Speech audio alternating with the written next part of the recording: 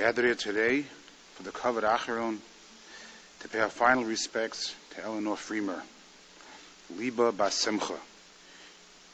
We'll begin with the recitation of the Tehillim. Ashrei ha'Ish asher lo halach b'atzas rishayim u'v'derech chatoim lo amad u'v'moshav eitzim leitzim lo yashav ki im b'saras hadinoi chevtzo u'v'saras ha'yega yamam v'loyla v'haya ke'eit shosol al palgi moyim asher piryo yiten b'yito v'aleo lo yibol v'chol asher yaseh yatzliach v'chein harishayim ki im kamot asher tzidfen ruach al kein lo yakum rishon v'amishpat V'chatoim badas tzadikim ki yodei adinoi derech tzadikim v'derech yishayim toved mizmol David Adonai miyagu be'olecha mi yishkon b'har kodshecha holech tamim b'foyel tzedek v'dover emes bilvavo lo ragal al lishono lo asa l're'eyu re'o v'cherpo lo nasa al krovo nivze be'enav nimatz v'es yirei Adonai yechabed Nishba lo harav lo yomer kaspo lo nasan b'neshech v'shochad al noki lo lakach oseyele lo yimot yolam mizmar l'David Adonai roi lo echsa b'nos deshe yabitzeini al mei menuchot yinal leini nafshi yeshove gancheni b'maglei tzedek l'man shemo gam ki yelech b'gei tzalmaves lo ira ro ki ato imodi shivdcho mishantecha hema yinachamuni Taroch lefanai shulcha neged zoroi dishanta v'shemen roshi kosir vaya achto v'chesed yedufuni kol yinmechayoi v'shavti b'veis Adonai l'yorech yamim. The Song of David, the Lord is my shepherd, I shall not lack. God causes me to lie down in lush pastures. God leads me beside tranquil waters. God restores my soul and guides me in righteous paths for God's namesake. Though I walk through the valley of the shadow of death, I will fear no evil, for you are with me. Your scepter and staff, they comfort me. You prepare a table before me in full view of my adversaries. You have anointed my head with oil, my cup overflows. May only goodness and kindness pursue me all the days of my life, and I shall dwell in the house of the Lord for length of days. Yesterday, we read Parshas Vayigash, yesterday's Torah portion. We read about the dramatic story where Joseph finally reveals himself to his brothers. The Torah tells us, Vayomer Yosef alecha v'ani Yosef. Joseph says to his brothers, I am Joseph, ha'od avichai. Is our father still alive? V'lo yachlu echav la'anu so. And he could not answer, ki navhalu mipanav. They were swept away. They were so overwhelmed. They were so embarrassed. They couldn't answer. They couldn't respond. And the next verse says, Vayomer Yosef el Echav. Joseph says to his brothers, Geshuna Elai, come near me. Vayigoshu, and they came near. And Joseph says to them, Ani Yosef achichem asher mechartem osi Mitzrayma. I am Joseph, your brother, who you sold to Egypt. And the commentators deal with the two verses. In the first verse, he says, I am Joseph, your brother. He repeats it again in the second verse, but this time he adds, who you sold to Egypt. And the Dasikain Mibali Atosvis, a very early commentary, tells us that Joseph did not want to embarrass the brothers in front of Benjamin, in front of the brother Binyamin. For Binyamin was not aware that the brothers had sold him to Egypt. So therefore, what did he do? He first says to them, Ani Yosef, I am Joseph. And they can't respond. And then the next verse, he says, Geshuna Elai, come close to me. He wanted them to go away from Benjamin, come close to him, leave Benjamin on the side. And then he said, I am Joseph, who you sold to Egypt. I was thinking, reading this, imagine the sensitivity that Joseph had. Imagine the tension in the room. The sages tell us that when the brothers heard that it was their brother Joseph, they actually died. They perished. They couldn't handle it. And a miracle happened and they were revived. Imagine the embarrassment they went through. And we know that Joseph had sent out the Egyptians, so they shouldn't hear. And he knew he was putting his life in danger. And with all that tension, excitement in the room, what was his concern? That the brothers who sold him shouldn't be embarrassed in front of Benjamin. He was able to have that frame of mind, that sensitivity, such incredible midos, such incredible character traits, to be able to be like that. Having good midos, good character traits, seem to be going out of style. We look at the world today, where so many just look out for themselves. The edelkeit and refinement from days of old seem like old memories. Eleanor, though she lived in the same world as all of us, with the same changes all around us, refused to adapt to the times, always keeping her grace and dignity. Eleanor was an amazing person with beautiful character traits. One of them was her humility. She never viewed herself as someone with great talents, yet she was incredibly talented. She was a writer, a painter. She sewed beautiful clothes for her children, took over the accounting for her husband who was necessary. She wrote beautiful and astonishing poetry. I read some of them. Ravitzel of Volozhiner writes in the introduction of Nefesh HaChaim, written by his father, Reb Chaim Volozhiner, that his father would constantly say, constantly say, that we are put in this world not for ourselves. We are placed here to help others. Her entire life was about others, not herself. She lived for her family and for others. She loved everyone, and in response, everyone loved her, not just her family. As Mati told me last night, she was a giver, never a taker. Even if the grandchildren wouldn't ask, she would always give. That was her personality, always looking for ways to give, constantly giving, and never looking for herself. She viewed herself as an introvert, yet when she'd go to the supermarket, it would take at least an hour for her to leave, since all of the workers there had to give her a hug before she left. Eleanor will be sorely missed by everyone who knew her. She leaves a beautiful family. Her children, Nadine, Marcy and Marty, Philip and Karen. She leaves grandchildren, Simcha and Randy Lazarus, Miriam and Shimon Simpson, Mati Bonner, who was very close with her grandmother, living in Atlanta with her for about a year, Chani Bonner, Odelia Bonner, Rena Karen, Tzvi and Chaviva Karen, Aaron and Olivia Karen, and Nadav Karen. And I had written, when preparing for today, that she had 10 great-grandchildren, but I was told now that she has 11 great-grandchildren. Mazel tov. Her entire family loved her so much. Her nieces and nephews, Natalie and Joel Fox, Barbara and Bill Winters, Janice Singleton, and Sandy Leon. Yeh zichra baruch. Yeh zichra bracha. I'd like to call up Nadine now to say a few words.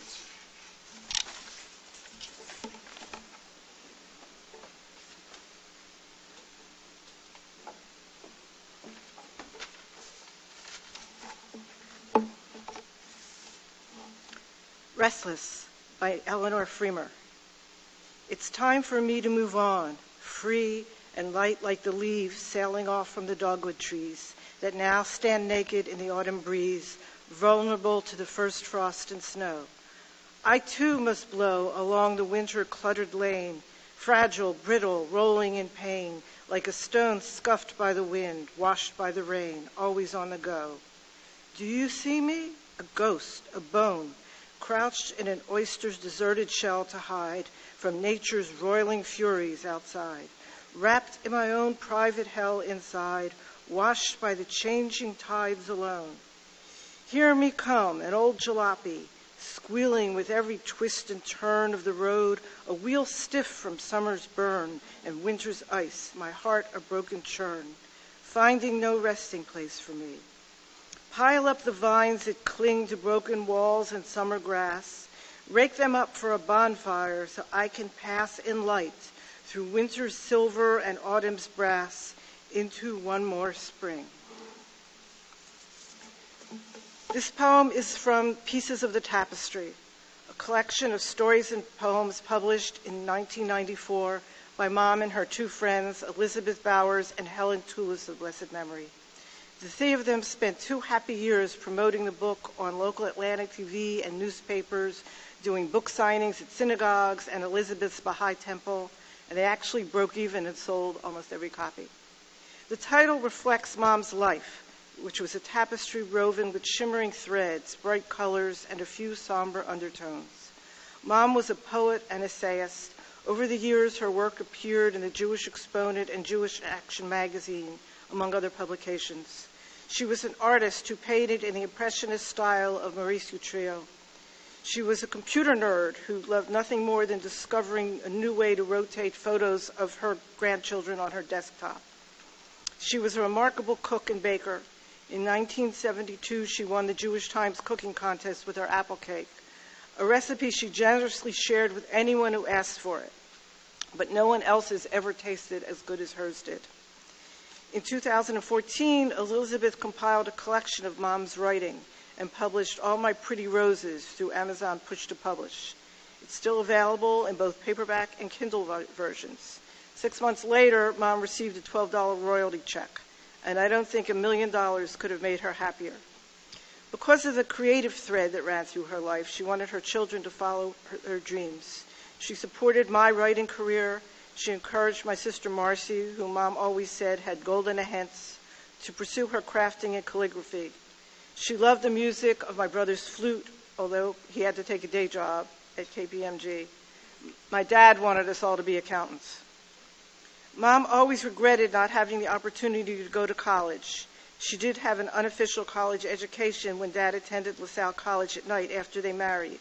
While he concentrated on the accounting, she wrote his English and history papers. One time he upbraided her about a paper she wrote, insisting she had not understood the reading material. It came back with an A scrawled on it, and a note from the professor saying, "Excellent, I see you have a wonderful grasp of the subject." But the brightest thread in my mom's tapestry was love. As my son Monty said to me, "Mommy loved you without asking for anything back," and it was true. She loved her family dearly, but her affection flowed over family and acquaintances. Whether she lived in Philadelphia or Atlanta, she had a devoted auto mechanic who would move her to the front of the line whenever she had a problem. We had doctors making house calls long after most stopped doing that because of their affection for her and the cookies she baked to reward them. When I was in high school, my friends would drop by the house whether I was home or not to talk to Mom, to share their problems and ask her advice. Mom spent her life giving to others. She left her job as a reporter in York when my bubby got sick. She took care of Bubby Goldstein, who suffered from leukemia, and brought her to stay with us for the final weeks of her life. When my daughter Sarah was losing her battle with cancer, Mom sat by her side and was with her until her final day. She cared for my dad with support from home hospice and with great strength and tenderness. As giving as she was, it was very difficult for her to accept help from others. If she was out of milk or soap or her favorite peanut butter, she would never call me. "I don't want to bother you," she would say. I would have to check her shelves to make sure she had supplies. I pointed out she had taken care of me for 20 years, and when I was a baby, she had not dropped me on the floor and said, "Okay, kid, take care of yourself." She never complained, which made it difficult to determine if something was wrong. As late as last week, when she was in the hospice at the Abramson Center, she spoke with her friend Elizabeth on the phone. When Elizabeth asked how she was, Mom said, "Oh, I'm fine." And if you didn't know that she had just come out of the hospital after a life-threatening bout with pneumonia, you would think she really was fine. But she was ready to go. She was frustrated by a mind that was no longer sharp and a body that no longer did her bidding. Last Sunday, she spoke with my daughters, Hani and Simcha, in Israel via a video chat. Her great-granddaughter, Yocheved, played Hanukkah songs on the flute. Her great-grandsons wished her a happy Hanukkah. After the call, she closed her eyes and went to sleep. 2 days later, she was still sleeping. I spent 3 hours with her Tuesday night, and she never woke up. We watched Jeopardy, the only TV show she ever watched, together, and I sat and held her hand. Several hours after I left, she slipped away. I know it's a cliche to say that Mom will always be with us, but sometimes things become cliche because they're true. Every time I hear the strains of her favorite opera, Tosca, or the Jeopardy theme song, or eat a peanut butter cracker, Mom will be with me. She will always be a part of me and my sister and brother, her nieces, grandchildren, and great-grandchildren. She leaves behind a legacy of life and love. She wove a tapestry of great beauty that will hang in our hearts forever. Her memory will be a blessing for all of us who loved her.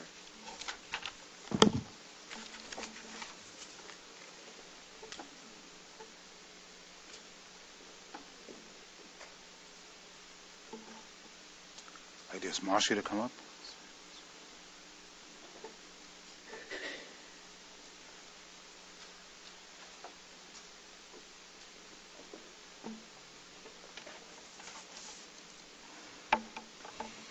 In 1984, due to a series of unfortunate events, Marty, Rena, and I found ourselves in Atlanta. Svika was born there, and we actually lived with Mom and Pop through the first month. While we were always intending to return to Israel, due to another series of unfortunate events, that didn't happen. But it was fortunate in the fact that our children grew up very close to their grandparents. Mommy and Pop went to every recital, swim meet, class play, award ceremony, graduation, whatever.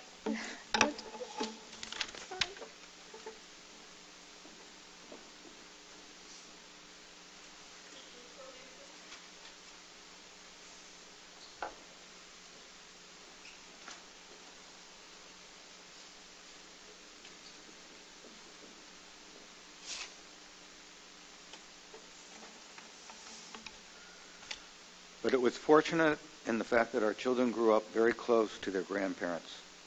Mommy and Pop went to every recital, swim meet, class play, award ceremony, graduation. Whatever the kids did, Mommy and Pop were there to root them on. And they loved spending time with Mommy and Pop.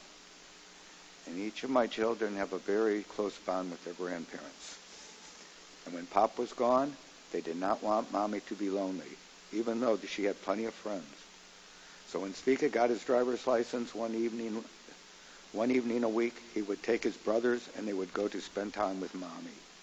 After Aaroni got his, they split up their time to eventually each had their special evening alone with Mommy. Mom had lots of friends in Atlanta because she liked to talk to people. To this day, when I go to the grocery, not only do the people who work there, but other customers ask about her. When she came back to Philadelphia, she said to me, "You know, the people here aren't as friendly." Several years ago, Marty, I and my mother-in-law were taking a walk in the mall, and Mom asked me what we wanted to do.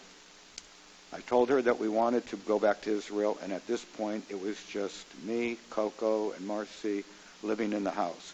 But not to worry, we would not leave her. That got her thinking, and she decided to go back to Philadelphia.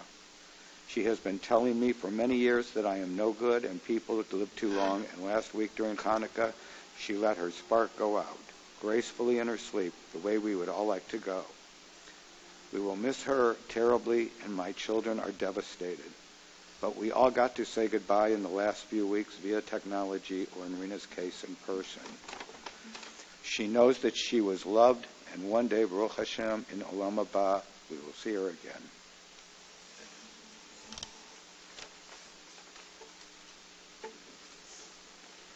Is Rena to come up?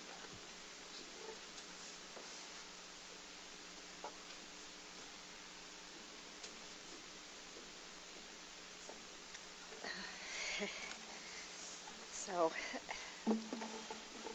I've always prided myself on my close relationship with my grandmother.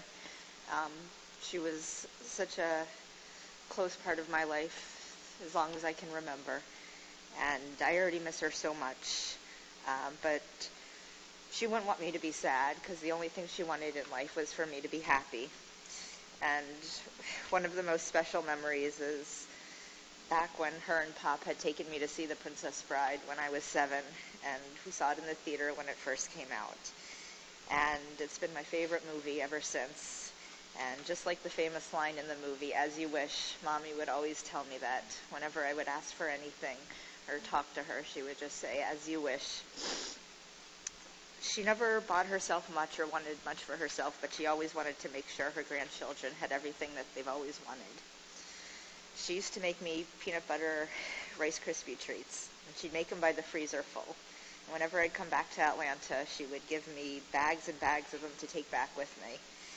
And I would share them with my friends and my coworkers, and they would always ask me, well, can your grandmother send some more? They weren't fancy desserts or much, but they were made with her love, and that made them very special. She would also make personal cards for us, and she'd write poetry and print out cards on her computer, and she would send them for Hanukkah, for birthdays, or just to cheer you up if you were down.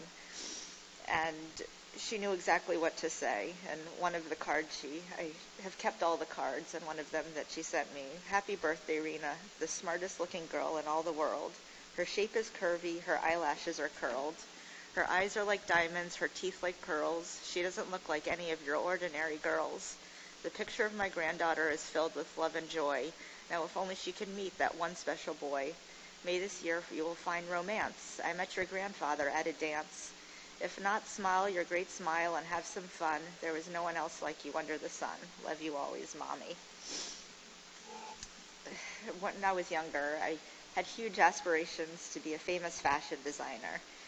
And she always supported that. And when I moved to New York, she would tell me, "Don't get married, just take lovers," which I know my parents are not huge fans of. But that was Mommy, always being honest and supporting us and having us focus on our goals. And then when I was lonely, she would tell me that all she wanted was for me to find someone who loved me as much as she did and take care of me. And she always had that attitude. And she'd have, as my friends would say, mommyisms that I would come back and quote. When I lived in Atlanta, we would take regular trips to the mall, and we'd walk around, and we'd have lunch together. And I'd put on the radio in the car and sing along, and she would say, "Rena, you're beautiful and you're talented, but please don't sing in front of me." We always knew how much she loved us, and even when I visited her the other week, when she was weak, she still had her spark and her spunk with her. And my aunt and uncle would be telling stories of back, and she would be like, that neighbor. But she was still sharp. And I'll miss her smile and her eyes and her voice, but I have so many memories to keep her close.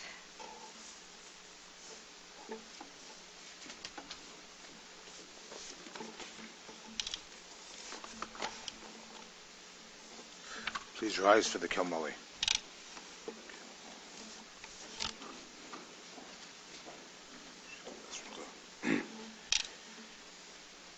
El Moli Rachamim Shechein Bamroimim Hamtzei Menucha Nechoina Al Kanpei Ashchina B'mahalois Kedoshim U'Tehoyim Kizoya Holikia Mazirem Es Nishmas Liba Basimcha Shehol Chol Yolama Bavo Shanachnu Mispalim Badaskar Es Nishmasa V'Gan Eden Dehe Menuchasa L'chein Ba'al Rachamim Yasireha B'Seisa K'Nafav L'Yolamim V'Yitzra B'Tzra Chayim Es Nishmasa Adonai Hu Nachalasa B'Sinach Bash B'Shalom Al Mishkava V'Namar Amen. This announcement of Shiva is going to be: the Shiva will take place at the home of Nadine at 118 Montgomery Avenue in Bala Cynwyd. Shiva times are from 10 o'clock to 12 o'clock, and from 6 to 9, and Friday until 1 o'clock when Shiva concludes.